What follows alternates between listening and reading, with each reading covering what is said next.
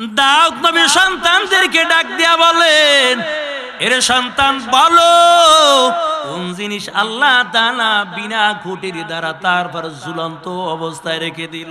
এরে বড় ছেলে বলো, আমি পারি না। ছোট ছেলে তুমি পারবা কিনা? মেজো ছেলে বলো। সকল সন্তানগুলো বলেন না, পারবো না। দাউদ নবী কয়, ও সুলাইমান বলো বাবা তুমি উত্তর দিতে পারবা কিনা? সুলাইমান নবী ডাক দিয়া বলেন, ইনশাআল্লাহ বাবা আপনার প্রশ্নের উত্তর আমি ছোট বালক সুলাইমান দিতে পারব। দাউদ নবী ডাক দিয়ে বলে, বলো কি খুঁটির দ্বারা মালিক ঝুলাইয়া রাখলো? সুলাইমান নবী ডাক দিয়া বলে, আব্বা অন্য কিছু না, ওই মালিক 7টা আসমানকে বিনা খুঁটির দ্বারা আমার আল্লাহ ঝুলন্ত অবস্থায় রেখে দিয়েছে। হামদে বেহাদ মার খোদায়ে পাকেরা, হামদে বেহাদ মার খোদায়ে পাকেরা, আকে ইমাদাদ মুশতে খাগেরা, আকে দর দমদমি রুহেরা, দাদা আজ তুফানা জাতু রুহেরা, আজবিনে খুশ করো ইয়া নদগিয়া, আসে মারা বেসে তু দারদ নেগা। কবি বলেন জি আল্লাহ শুকনা জমিন থেকে তাজা ঘাস উঠাইয়া তারপরে দেখায়। আরবের জমিনের মধ্যে একটা গাছ আছে। কি গাছ? যে গাছটার নাম হলো সাহাবী গাছ। আরে বাপ রে বাপ, কিভাবে সম্ভব? কয়েক মাইলের মধ্যে কোনো গাছপালা নাই, ঘর বাড়ি নেই, মরুভূমি, কিন্তু এখন পর্যন্ত গাছটা জিন্দা তো জিন্দা, সমস্ত গাছের পাতাগুলো এখন পর্যন্ত সবুজ আছে। এই গাছটা কিন্তু আজকে আর কালকের গাছ না, নবীজির যুগের গাছ। আল্লাহর পয়গম্বর যখন সিরিয়ার জমিনের মধ্যে ব্যবসার জন্য যায়, আবু তালেবের সঙ্গে রওনা হয়। আবু তালেব 70 থেকে 72 জনের কাফেলা নিয়ে সিরিয়ার জমিনে যায়।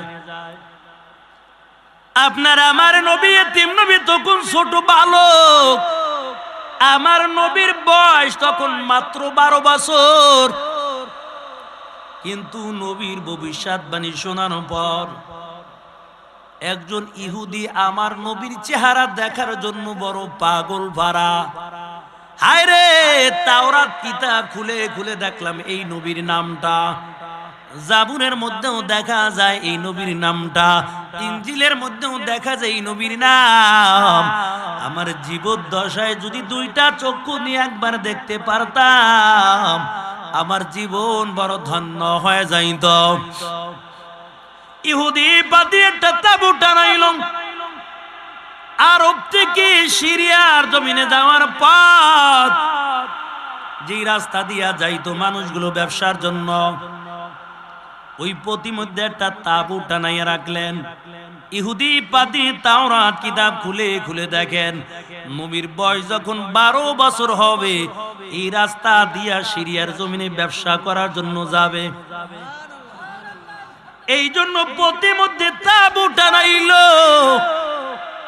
তাঁবু টানাইয়া মক্কা থেকে যারা সিরিয়ার জমিনে ব্যবসার জন্য যায় তাদেরকে দাঁড় করাইয়া একবেলা মেহমানদারি করায়, আর সকল মানুষের চেহারার দিকে একটু তাকায়, আর তাওরাত কিতাবের দিকে তাকায়, কারণ ওই নবীর চেহারার মধ্যে এত নূর, যেই নবী রাস্তা দিয়া যদি চলে কোনো আলো বাতি কিছুই লাগবে না। এই জন্য তাওরাত কিতাবের মধ্যে পাওয়ার পর শুধু লোকের চেহারার দিকে তাকায়, তাওরাতের দিকে তাকায়, কিন্তু না না, মুহাম্মাদের মতন এমন যুবক দেখে না। এমন করতে করতে প্রায় 18 বছর পর্যন্ত কেটে গেল। ইহুদি বাদরি চিন্তা করলো, হায় রে, আমি তো বড় গরিব হয়ে গেলাম, কারণ নবীর চেহারা দেখার জন্য এই জায়গায় বসে বসে শুধু মানুষদেরকে মেহমানদারি করি। এখন আমি তোমার নিঃস্ব হয়ে গেলাম, আমার আর টাকা নাই, আমার তেমন একটা পয়সা নাই, তবে নবীকে বুঝি জীবদ্দশায় আর দেখা হবে না। আবার কিছুদিন পর নজর করে দেখতে পায় ওই আরব থেকে একটা কাফেলা সিরিয়ার জমিনে যায়। তবে যেই জায়গায় ইহুদি পাদ্রী তাঁবুটা টানাইলো, তার একটু সামনে ওই জায়গা আবু তালেব তাঁবু টানাইয়া 70 থেকে 72 জন সাহাবীদের কাফেলা নিয়া 70 থেকে 72 জন সঙ্গী সাথীদের কিনে ওই জায়গায় অবস্থান করলো। ইহুদি বাদী দূরের থেকে নজর করে দেখতেছে ওই কাফেলা এখনো তো আমার বাড়ির সীমানার মধ্যে আসে নাই। যদি আমার তাঁবুর সামনে দিয়া যদি হেঁটে যায়, আমি তাদেরকে দাঁড় করাইয়া আবার মেহমানদারি করাবো। কিন্তু বারবার কাফেলার দিকে নজর দেয়। হঠাৎ করে তাকাইয়া দেখতেছে ওই তাঁবুর থেকে ছোট্ট একটা বালক বেরিয়ে গেল, আর মরুভূমি পথ নিয়ে চলতে চলতে একটা মরা গাছের নিচে বসে গেল। যখন মরা গাছের নিচে বসে যায়, মরা গাছটার সাথে সাথে জিন্দা হইয়া চারদিকে ডালপালা ছড়াইয়া আমার আপনার নবীকে ছায়া দেওয়া শুরু কইরা দিছে। ইহুদি পাদ্রী তাওরাত কিতাব খুললো। তাওরাত কিতাব খোলার পর তাওরাতের মধ্যে দেখে মুহাম্মদ এত সম্মানওয়ালা ব্যক্তি, মায়ার নবী যদি মরা গাছের নিচে বসে যায়, ওই মরা গাছ জিন্দা হয়ে যাবে। তাওরাতের মধ্যে ভবিষ্যৎবাণী দেখতে পায়। ইহুদি বাদীর বুঝতে বাকি নাই, এই বালকই হবে মুহাম্মদ। তবে আবার একটু পর নজর দিয়া দেখতেছে, যখন হাঁটতেছে মরুভূমি পথ দিয়া হাঁটতেছে, নবী যেদিকে যায় আসমানের মেঘগুলো আইসা আমার নবীর মাথার উপর ছায়া দেয়। ইহুদি পাদ্রী তাওরাত কিতাব খুললো। তাওরাত কিতাব খুলেও দেখে এই নবীর বয়স যখন 12 বছর হয়ে যাবে, মরুভূমি পথ দিয়া হাঁটবে তো আসমান মেঘ আইসা ছায়া দিবে, মরা গাছ জিন্দা হয়ে যাবে। ওই গাছটা এখনো জমিনের মধ্যে আছে, কত মানুষগুলো ওই গাছটা দেখার জন্য এখনো যায়। ওই নবী যে গাছের নিচে বসছিল, ওই গাছটা জিন্দা হইয়া ডালপালা ছড়াইয়া ছায়া দিয়েছে। ওই গাছটা এখনো কোনো পানি দেওয়া লাগে নাই। আল্লাহ তাআলা এখন পর্যন্ত মরুভূমির মধ্যে ওই গাছটা আল্লাহ তাআলা জিন্দা অবস্থায় রেখেছে। মিথ্যা কথা না, শুধু ইউটিউবে খালি সাহাবী গাছ লেখা সার্চ দিবেন, আইয়া পারবে সাথে সাথে। মানুষ এখনো দেখার জন্য যায়,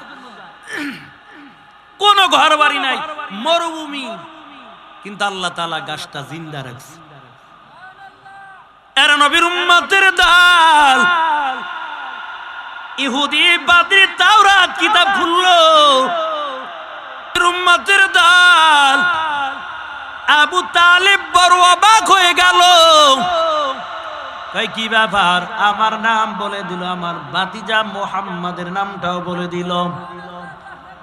একটু পর আবার ইহুদি বাদী ডাক দিয়া বলে, ও আবু তালেব, তবে এই ছোট্ট বালকের মায়ের নাম হলো আমেনা।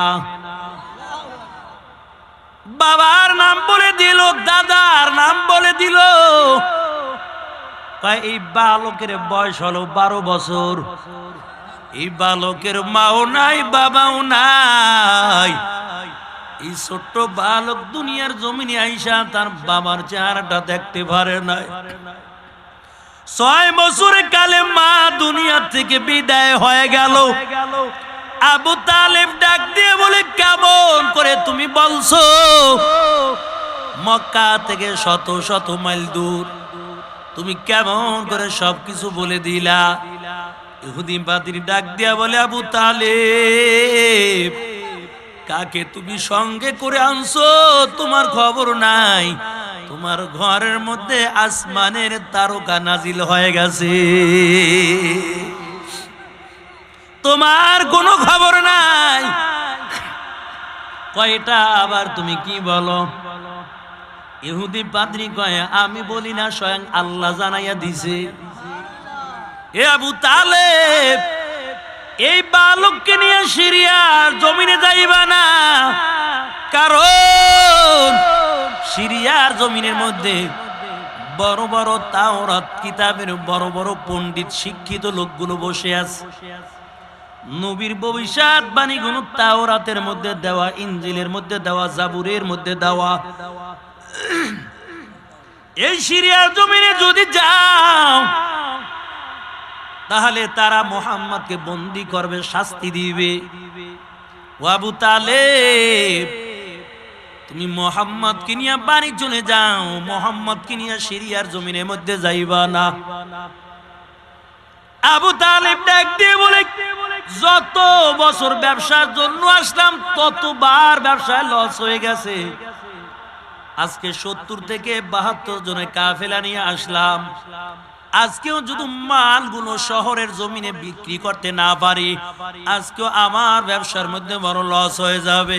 ইহুদি পাদ্রী ডাক দেয়া বলে, রে আবু তালেব, তোমার কোনো খবর নাই। এই বাচ্চা যতদিন তোমার সঙ্গে থাকবে ততদিন তোমার জীবনে রিজিকের জন্য কোনো অভাব হবে না।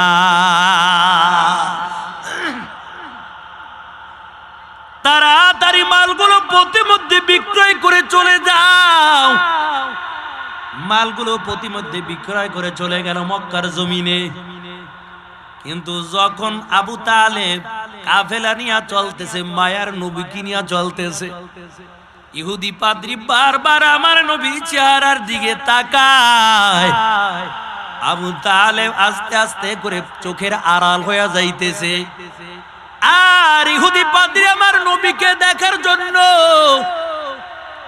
1 মাইল আর 2 মাইল হাঁটে নাই, পিছে পিছে 18 মাইল পর্যন্ত হেঁটে গেছে। আর নবীকে তেমন দেখা যায় না।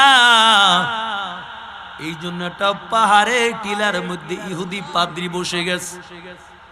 আবার নবীর পিছনে চেহারার দিকে ইহুদি তাকায়, আরে ডাক দিয়া বলে, আল্লাহ, আমার জীবদ্দশায় যদি মুহাম্মদ যদি নবুয়তিটা পাইতো, আমি আর দেরি করতাম না, সর্বপ্রথম আগে আমি কালিমা পড়ে মুসলমান হয়ে যাইতাম। এর নবীর উম্মতের দল, ওই গাছটা এখনো জমিনের মধ্যে আছে, যে গাছের নিচে আমার মায়ার নবী বসে গেছে। এই জন্য কবি বলেন, আজ জমিনে খসকরুয়া নদ গিয়া আসে মারা বেসে তু দারদনে গা। ওই আল্লাহ শুকনা জমিন থেকে তাজা গাছ উঠাইয়া দেখায়, আবার 7টা আসমানকে আল্লাহ তাআলা বিনা খুঁটির দ্বারা হেফাজত করছে। কোন একটা খুঁটি নাই, বিনা খুঁটির দ্বারা আল্লাহ তাআলা আসমানটাকে ঝুলাইয়া রাইখা দিছে। ও যুবক আর বালিকের কি কুদরত দেখতে চাও? আসমান ঝুলাইয়া রাখলো, কত বড় আসমান আল্লাহ বানাইলো। প্রথম আসমান থেকে, জমিন থেকে প্রথম আসমানটা কমপক্ষে 500 বছরের দূরত্বর পথ। প্রথম আসমানটা 500 দূরত্বর পথ। প্রথম আসমান থেকে আবার 500 বছর দূরত্বটা খালি ময়দান, খালি জায়গা। আবার দ্বিতীয় আসমানটা 500 বছর দূরত্ব পথের মতন মোটা। আহা, এখান থেকে প্রথম আসমান যত বড়, দ্বিতীয় আসমানটা তত বড় মোটা। চিন্তা করছে। আবার একটা মহাশূন্য খালি জায়গা, আবার তৃতীয় আসমান, আবার একটা 500 বছরের মহাশূন্য একটা খালি জায়গা, আবার চতুর্থ আসমান, তারপর পঞ্চম আসমান, তারপর 6 নাম্বার আসমান, তারপর 7 নাম্বার আসমান। 7 নাম্বার আসমান আল্লাহ বানায়া তারপরে মহাশূন্য একটা খালি জায়গা, তারপর আল্লাহ কত সুন্দর একটা কুরসি বানাইয়া রাখলো। কয় যেই জায়গার মধ্যে শুধু পানি আর পানি, শুধু আর পানি আর পানি, শুধু সাগর, পানির কোনো অভাব নাই। এত সুন্দর একটা জায়গা, ওই সাগরের মাঝখানের মধ্যে আল্লাহ তাআলার কুরসিটা রাইখা দিয়েছে। এই কুরসিটা শুধু ঝুলন্ত অবস্থায় না, 4 জন ফেরেশতা কাঁধের মধ্যে নিয়া আল্লাহ তাআলার কুরসি নিয়া তারপর দাঁড়ানো। এই 7 আসমান বিনা খুঁটি দ্বারা ঝুলাইলো। দাউদ নবী ডাক দেয়া কয়, তুমি যা বলেছো সত্যই বলেছো, তোমার প্রশ্নের উত্তর সঠিক হয়ে গেছে, তুমি পরীক্ষায় পাশ করেছো, তুমি ক্ষমতার মধ্যে বসে যাইবা। আর ভাইদের মধ্যে কোনো দ্বন্দ্ব নাই, কারণ পরীক্ষার মধ্যে আমরা পাশ করতে পারি নাই। দাউদ নবী দুনিয়া থেকে বিদায় হওয়ার পর সুলাইমান পয়গম্বর ক্ষমতার মধ্যে বসে গেলেন। এরে আল্লাহর বান্দা, সুলাইমান নবীর যে কুরসি ছিল, যে সিংহাসন ছিল, আপনার আমার বাংলাদেশের প্রধানমন্ত্রীর মতো সিংহাসনটা না, আমেরিকার ওই প্রেসিডেন্টের মতো সিংহাসন না। সুলাইমান নবীর সিংহাসনের ডান দিকে 1 লক্ষ মানুষ বসতে পারত, বাম দিকে 1 লক্ষ মানুষ বসতে পারত, সামনেও 1 লক্ষ মানুষ বসতে পারত, পিছনেও 1 লক্ষ মানুষ বসতে পারত। তাই ডানে বামে সামনে পিছনে কমপক্ষে 4 লক্ষ মানুষ সুলাইমান নবীর সিংহাসনে বসতে পারত।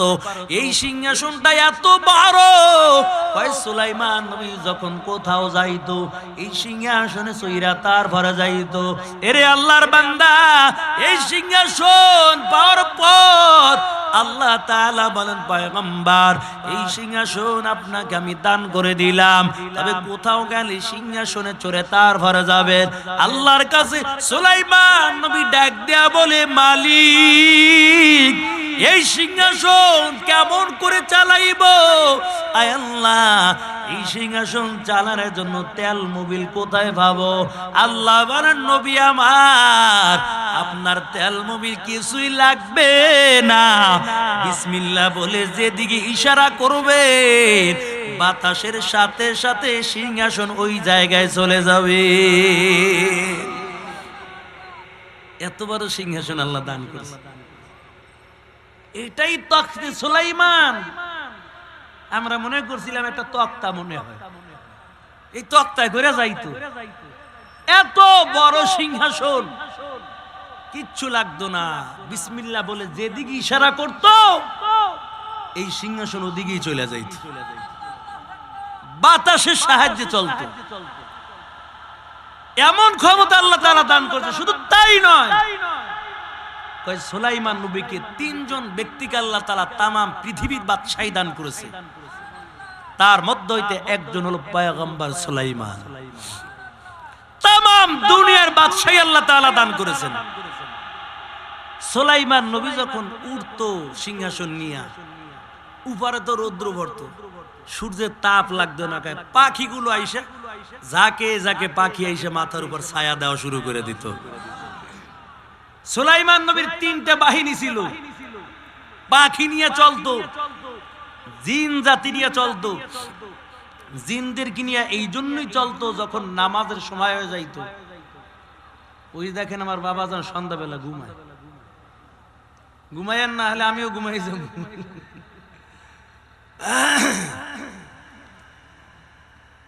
জিন জাতিদেরকে নিয়ে এই জন্য চলতো, যখন পানির প্রয়োজন হতো উজু করবে, উজু কয় পাখি ছিল, এই পাখি যখন ঠোঁটটা লাগাইতো জমিনের মধ্যে, কত ফিট নিচে পানি আছে এই পাখি বইলা দিতে পারতো।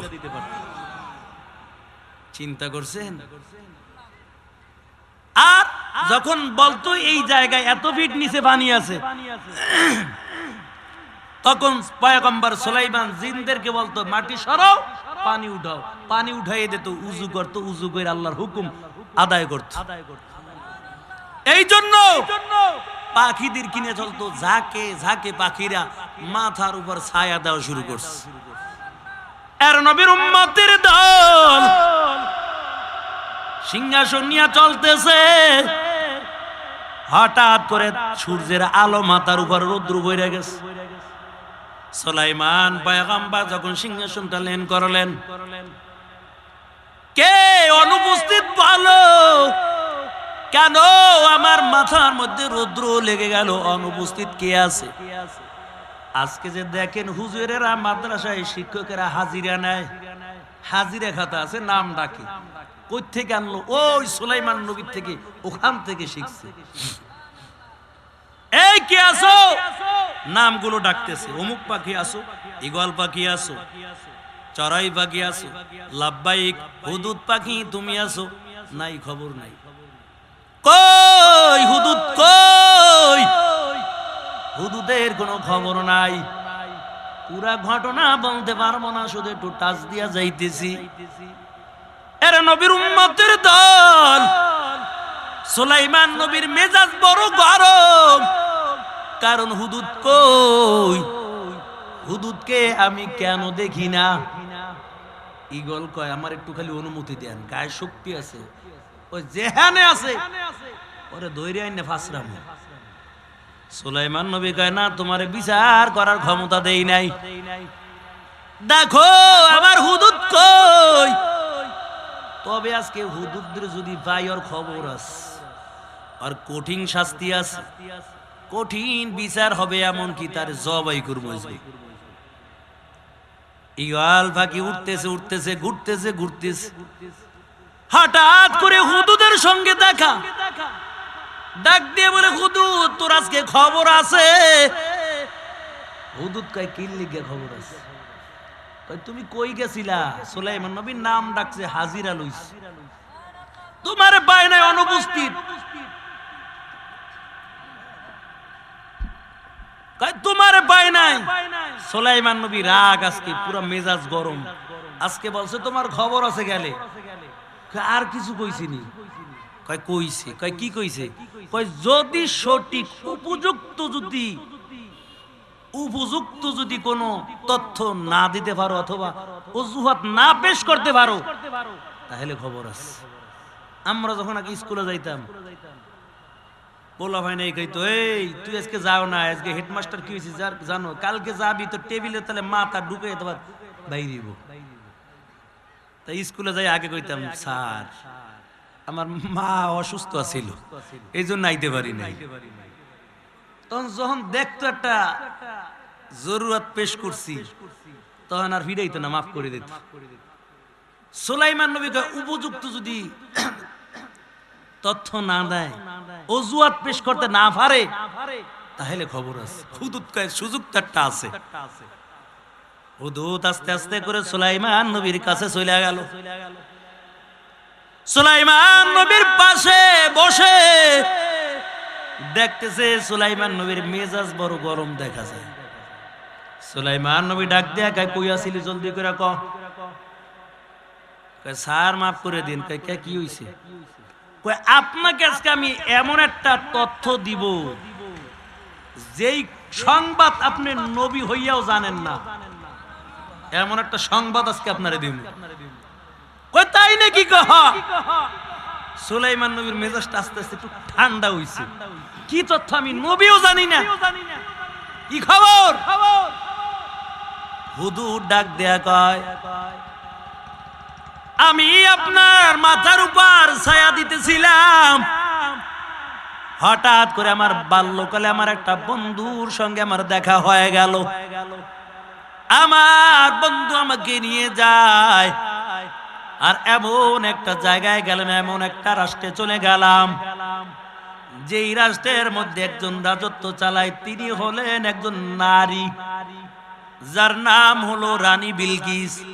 ও পয়গম্বর, শুধু তাই নয়, সূর্যের পূজা করে, সূর্যের পূজা। সুলাইমান নবীকে তাই নাকি কহ? এমন ব্যক্তি সূর্যের পূজা করে? কহ দেখে আইছি, আর এত সুন্দর একটা সিংহাসন, মানুষগুলো তার কথা শুনে আর সে সিংহাসন বসে বসে দেশ চালায় আর সূর্যের পূজা করে। সুলাইমান নবী ডাক দেয়, হুদুদ, কথা সত্য কিনা যাচাই করে দেখবো। সুলাইমান নবী একটা চিঠি লেখা দেয়, এরে হুদুদ, এই চিঠিটা নিয়ে রানী বিলকিসের কাছে দিয়া দিবা। তবে চিঠির মধ্যে সুলাইমান পয়গম্বর দ্বীনের দাওয়াত দিয়ে দিলেন, ও রানী বিলকিস, সূর্যের পূজা কইরো না, মুসলমান হয়ে যা, ঈমানটা আনয়ন করো।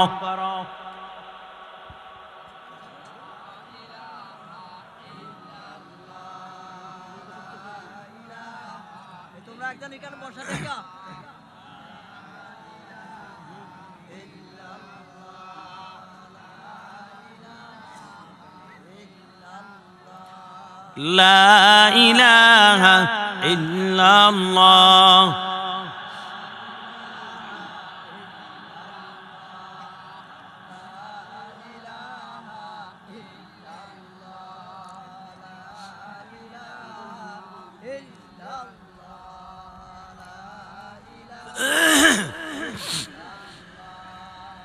লা ইলাহা ইল্লাল্লাহ, লা ইলাহা ইল্লাল্লাহ, লা ইলাহা ইল্লাল্লাহ, লা ইলাহা ইল্লাল্লাহ, মুহাম্মাদুর রাসূলুল্লাহ সাল্লাল্লাহু আলাইহি ওয়াসাল্লাম। এর নবীর উম্মতের দল সুলাইমান নবী একটা চিঠি লেখা পাঠায়, হুদুদ, এই চিঠি নিয়ে রানী বিলকিসের কাছে দিবা। শুধু দিয়া আসবা এমনটা না, দেখবা চিঠি পাইয়া কি হরে, এটা আবার দেখে আসবা। হুদুদ চিঠি নিয়ে গেল, সুলাইমান পয়গম্বর সুন্দর করে চিঠি লেখা দেয়, আর চিঠির মধ্যে আবার সুলাইমান নবীর নামটাও লেখা দিল। চিঠিটা হুদুদ পাখি নিয়ে যায়, চারোদিকে র্যাব বাহিনী, আর্মি বাহিনী, সেনাবাহিনী পাহারা দেয়। কত সুন্দর করে রানী বিলকিস ঘুমাইতেছে, খাস কামরার মধ্যে আরাম করতেছে। এত সুন্দর করে পাহারাদার, ঘরের দরজা বন্ধ, জানালা বন্ধ। হুদুদ পাখি একটা ছোট্ট একটা ছিদ্র দিয়া ঢুইকা চিঠিটা নিয়ে একদম বুকের উপর রেখে দিছে। রানী বিলকিস ঘুমের থেকে জেগে গেল, বড় একটা চিৎকারের আওয়াজ, কে কোথায় আছো? র্যাব বাহিনী, আর্মি বাহিনী তাড়াতাড়ি দৌড়ে গেছে। কি হয়েছে জলদি করে কোন? আগে দেখ ঘরের মধ্যে কে ঢুকছিল। না, কেউ তো ঢুকতে পারে নাই। ভালো করে দেখ কোন জায়গায় দরজা ভাঙ্গা, নাইলে জানলা ভাঙ্গা। কয় না, দরজাও বন্ধ, জানালাও বন্ধ আছে, কোনো সমস্যা নাই। রানী বিলকিস ডাক দিয়া কয়, ভালো করে খাটের তলে টলে চেক কর, হয়তো ঢুকছে একজন। কেমনে বুঝলেন? আমার বুকের উপর চিঠি রেখে গেল। কয় চিঠি খোলেন, দেখেন কে রাখছে, কে আপনার কাছে চিঠিটা দিল, চিঠিটা খুইলা দেখেন। চিঠিটা খোলার পর দেখতে পায় পয়গম্বর সুলাইমানের নামটা শুরুতেই, চিঠির শুরুতেই লেখা। আর পয়গম্বর সুলাইমান রানী বিলকিসকে দিনের জন্য দাওয়াত দিয়েছেন। রানী বিলকিসকে দাওয়াত দিছে, চিঠিটা পাইছে, ভাইয়া এখন একটু মন মেজাজ ঠান্ডা হইছে। কয় নামও লেখা দিছে, চিঠি কেমনে এই জায়গায় আসলো? তবে যেহেতু সুলাইমান নবী দাওয়াত করছে, সুলাইমানের কাছে যাইবা, এই মন্ত্রী থেকে কয়েকজন পাঠাবো, তোমরা 2 জন যাইবা সুলাইমানের কাছে যাইবা রাজ দরবারে, আমি কিছু হাদিয়া পাঠাবো। দাওয়াত যেহেতু করছে, আগে কিছু হাদিয়া পাঠাই, দেখি সুলাইমানের প্রতি টাকা পয়সা আর অর্থ সম্পদের লোভ আছে কিনা, পরীক্ষা করব। বইয়ে বইয়ে তো হুদুদ সব শুনতে আছে, হুদুদ পাখি সব কিছু শুনতেছে। পয়গম্বর সুলাইমানের কাছে এসে বলে দেয়, ও পয়গম্বর সুলাইমান, রানী বিলকিস চিঠিও পাইছে, আপনি যে দিনের দাওয়াত দিয়েছেন তাও চিঠি খুইলা সব কিছু দেখলো। তবে পয়গম্বর, রানী বিলকিস বলেছে 2 জন মন্ত্রী পাঠাইবে আর আপনার জন্য কিছু হাদিয়া পাঠাইবে। কি হাদিয়া পাঠাইব? স্বর্ণের টুকরো আপনার জন্য পাঠাইবে। তাই নাকি? কহ। সুলাইমান নবী ডাক দিয়া বলেন, ওজিরের দল, আমার সিংহাসন থেকে 10 কিলো রাস্তা স্বর্ণ দিয়ে ফাঁকা করে দে। রানী বিলকিস আমারে পরীক্ষা করবে আমার প্রতি স্বর্ণের লোভ আছে কিনা। এই জিন, জলদি করে এই রাজ সিংহাসন থেকে 10 মাইল রাস্তা স্বর্ণ দিয়ে ফাঁকা কর। জিনদেরকে হুকুম করছে, জিনেরা তো সুলাইমান নবী যা কয় তাই শুনে। বা সুলাইমা দাদে মুলক সরওয়ারি, শুধু মতে খাতে মাসদা ওয়াফরি। একটা মুজিজা দিয়েছে আল্লাহ, এটা থাকার কারণে জিন পরিগুলো সব সুলাইমান নবীর তাবে হয়ে গেছে। এর নবীর উম্মতের দল জিনদেরকে ডাক দেয়া কয়, জলদি করে রাস্তা ফাঁকা কর, 10 কিলো রাস্তা স্বর্ণ দিয়ে ফাঁকা করবি।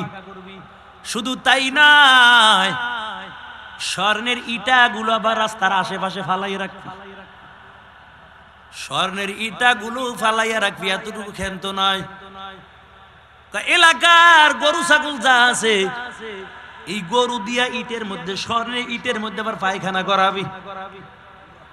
জানো আইসা দেখতে পায় আমার রাজ্যের গরু ছাগল স্বর্ণের ইটের মধ্যে পায়খানা করে। ওদিক থেকে রানী বিলকিস 2 জন মন্ত্রী পাঠায়, যাও যাও সুলাইমানের জন্য কিছু স্বর্ণ নিয়ে যাও, এই স্বর্ণ সুলাইমান নবীর হাদিয়া দিয়া দিবা। আর ছোট্ট একটা পাথর দিয়া দেয়, এই পাথরটার মধ্যে আঁকা বাঁকা ছিদ্র, এটার মধ্যে কোনো বিজ্ঞান, ওই যুগের বিজ্ঞানও পারবে না সোজা ভাবে সুদা এই মাথার থেকে ঢুকাই ওই মাথার থেকে বাইর করবে। ওই যুগে কারো কোনো ক্ষমতা ছিল না। রানী বিলকিস আমার দিলের মধ্যে বড় একটা আশা, এই পাথরটার মধ্যে শত শত আঁকা বাঁকা ছিদ্র, আমি যদি পাথরটার মধ্যে সোজাভাবে সুতা ঢুকাইতে পারতাম, এটা আমার গলার মালা হিসেবে ব্যবহার করতাম। এই পাথর নিয়ে যাইবা, সুলাইমান নবীকে বলবা এই পাথরের সুতা যেন সুন্দর করে সোজাভাবে সুতাটা গাইতে দেয়। দেখবো সুলাইমান নবীর কেমন ক্ষমতা আছে।